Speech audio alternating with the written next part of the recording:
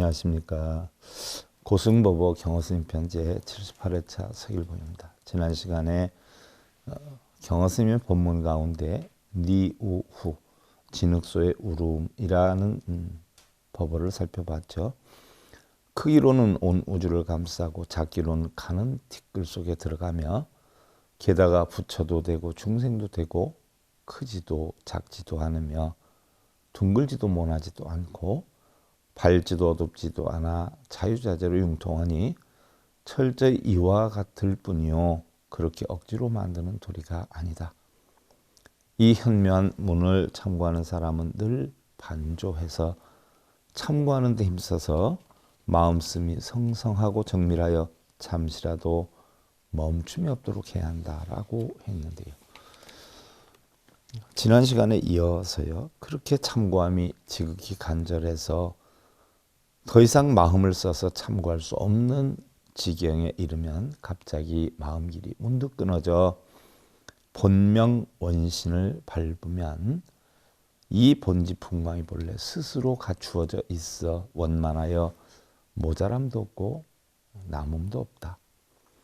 이러한 시절에 이르러 눈에 응할 때는 마치 100,000개의 1월이 시방을 비추는 것과 같고 귀에 응할 때는 마치 바다의 풍랑이 일어 그 소리가 수미산을 진동하는 것과 같으니 이는 억지로 그렇게 하는 것이 아니다.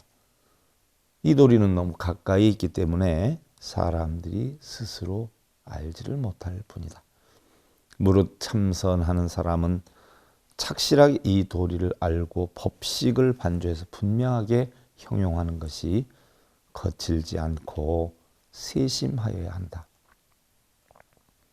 이렇게 마음을 써서 수행을 하고 수행하는 공력이 순숙해지면 실상의 이치가 절로 나타나는 법이다.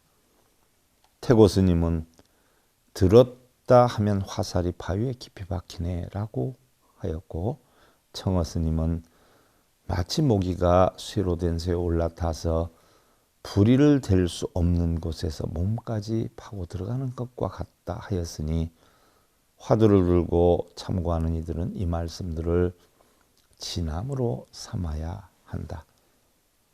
일상생활 중에 만행을 말할 것 같으면 가슴속이 공명하여 한 물건도 없어 육근이 텅 빈 자는 이 너그러운 마음이 바로 보시이고 이 맑고 깨끗한 마음이 바로 지게이며 이 겸허하고 유연한 마음이 바로 인욕이고 이 본래 밝음이 항상 드러나 어둡지 않은 것이 바로 정진이고 이 밝고 고요함이 어지럽지 않은 것이 바로 선정이며 이 밝고 고요함이 또렷하여서 법을 간택하고 공을 관찰하는 것, 본래 스스로 우치하지 않은 것, 모든 법상을 분별하여 동요하지 않는 것, 내지는 세상 인연에 수순하여 장애가 없는 것이 바로 지혜이다. 그러므로 달마대사가 마음을 관하는 한 가지 법이 모든 수행을 통괄한다 라고 하였으니 단지 뿌리를 배양하는 데 힘쓸 뿐 가지가 무성하지 않음을 걱정할 필요는 없으며 단지 견성하여 부처가 되는 것만 알 뿐 부처에게 신통삼매가 없음을 걱정할 필요는 없다.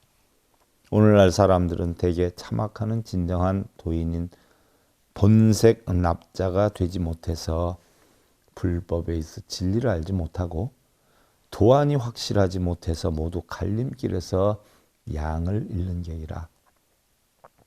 술 취한 듯 꿈꾸는 이런 인생을 보내니 슬프다. 동산 스님이 가사 아래에서 사람 몸을 잃는 것이 고통이다 라고 말한 것이 바로 이것이다. 대저 길을 가는 사람이 만약 첫걸음이 바르지 못하면 천리나 멀리 가도 한갓 헛걸음에 지나지 않을 뿐이니 애초에 가지 않는 편이 낫다.